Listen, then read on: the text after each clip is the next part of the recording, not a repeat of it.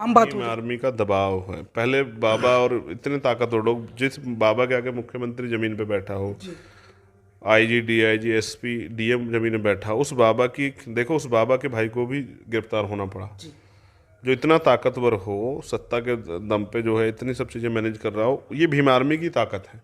कि 17 तारीख के आंदोलन जैसे घोषणा हुई तो उनको ये एहसास हुआ कि बिल चंद्रशेखर और उनके साथी सब लोग यहाँ आएंगे। वो कप्तान से, जो एसपी वहाँ के हैं, एसएसपी, उनसे लीगली बात करेंगे। इसमें धारा 307 बढ़ेगी क्योंकि उन्होंने फायर किया है, जी।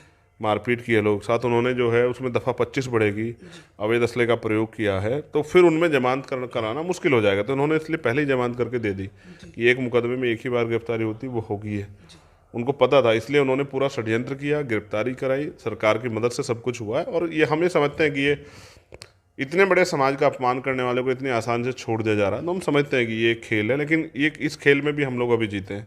अभी फसल कट रही है और भी रोजगार सम, लेकिन फिर भी हमारा समाज तैयार है कि हम वो उस लड़ाई को लड़ेंगे। जी। तो मुझे उम्मीद है कि समाज बल से आएगा। और मैं समझता हूँ भविष्य में कोई ऐसी गलती मध्य प्रदेश में ना करे, कर दे तो कहीं भी ना, लेकिन मध्य प्रदेश में ना करे, क्योंकि अब भीम आर्मी के लोग जवाब देने के लिए तैयार। दरअसल आपको बता दें, आज हमारे साथ मौजूद हैं भीम आर्मी प्रमुख चंद्रशेखर आज़ाद जी।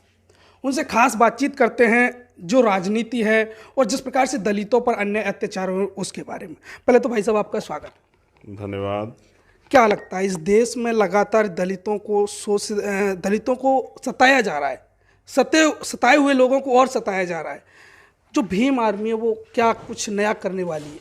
देखो, ये एक फॉर्मूला है कि, क्योंकि कहते हैं ना कि इतना अन्याय करो कि लोग खड़े होने की सोचे ना। मगर इसके साथ एक और चीज़ जुड़ी है कि अगर अन्याय की सीमा बढ़ जाए तो लोग स्वतः खड़े हो जाते हैं। मैं समझता हूँ कि अब वो समय आ रहा है कि लोग इस अन्याय के सामने चुप नहीं हो रहे हैं। अन्याय कुछ इसलिए भी बड़ा है कि जब अब हमारे लोग सामना कर रहे हैं। अब कोई अन्याय करता है तो घर छुप के घर में नहीं बैठते, वो जाते हैं, कंप्लेन कराते हैं, और फिर वो बड़े पैमाने पे कोर्ट से भी लड़ाई लड़ रहे हैं।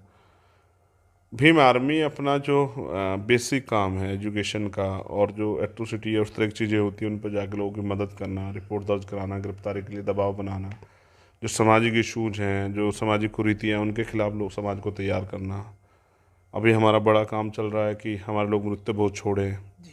शादियों में दहेज, अंधविश्वास, पाखंडवाद विरुद्ध जो है, जो हमारा आंदोलन वो चल रहा है। तो धीरे धीरे हम लोग प्रयास में लगे हुए समाज को तैयार करने। समाज बनाना ये एक अलग तरह की प्रक्रिया है।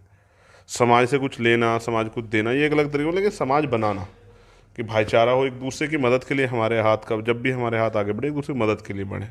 तो अभी हम समाज तैयार कर रहे हैं, और मुझे उम्मीद है कोई भी काम दुनिया में नामुमकिन नहीं है, क्योंकि हमारे ऊपर सबसे ज़्यादा शोषण तब होता था जब बाबा साहब अम्बेडकर ने आंदोलन शुरू किया। जब वो कमिटमेंट करके संकल्प लेके इतना बड़ा आंदोलन खड़ा कर सकते हैं और इतना बड़ा परिवर्तन कर सकते हैं, तो हम लोग क्यों नहीं कर सकते? हम लोग भी कर सकते हैं।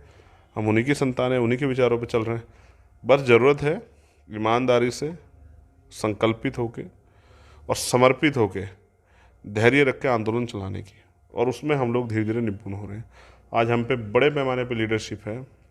मध्य प्रदेश हो, राजस्थान हो, छत्तीसगढ़, उड़ीसा, हिमाचल, उत्तराखंड, पंजाब, हरियाणा, यूपी, दिल्ली, महाराष्ट्र, कर्नाटका, तेलंगाना, आज हम पे सब जगह पे बड़े, बिहार, बड़ी बड़ी ऑर्गेनाइजेशन है, बड़ी बड़ी लीडरशिप है, वो लोग काम कर रहे हैं। धीरे धीरे वो तैयार हो रहे हैं, और एक आने वाला समय कुछ ऐसा है कि आप देखना कि बहुत बड़े पैमाने पे समाज के, इस समाज के सशक्तिकरण के लिए और परिवर्तन के लिए बहुत अच्छे काम होंगे।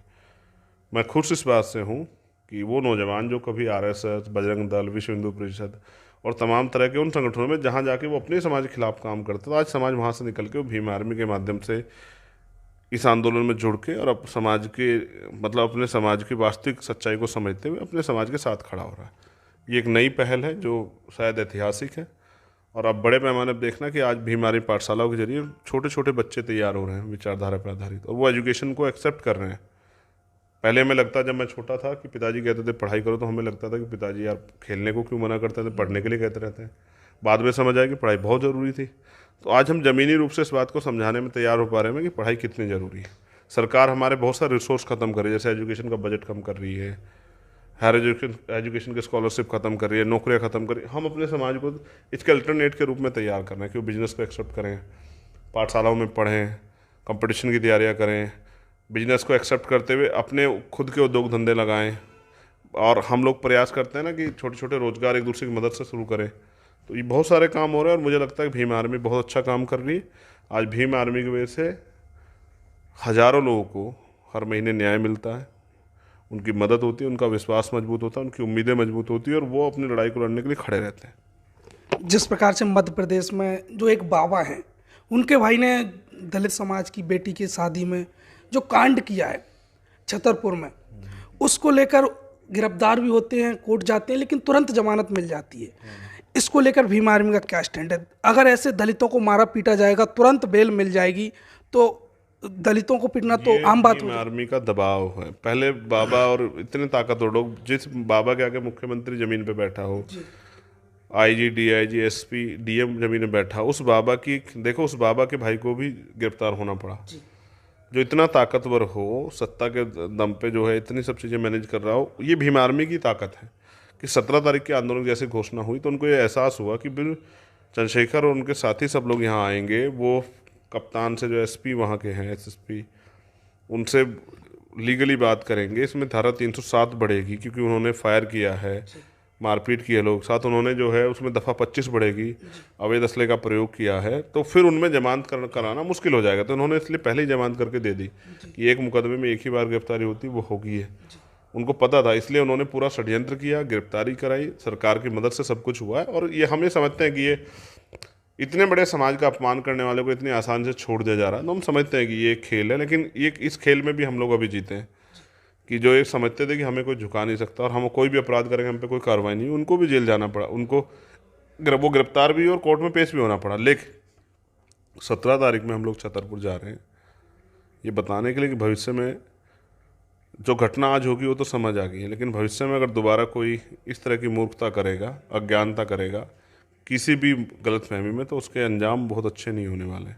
अब समाज अपमान सह होने को तैयार नहीं। जिस तरह से उसने हमारी बहनों का, माँओं का, बुजुर्गों का, भाइयों का अपमान किया है, और उन्होंने वो जो उनको एक घमंड है कि वहाँ उनके क्षेत्र में हमारे लोग नहीं जा सकते, अपनी बात नहीं रख सकते, वो चकनाचूर होगा 17 में।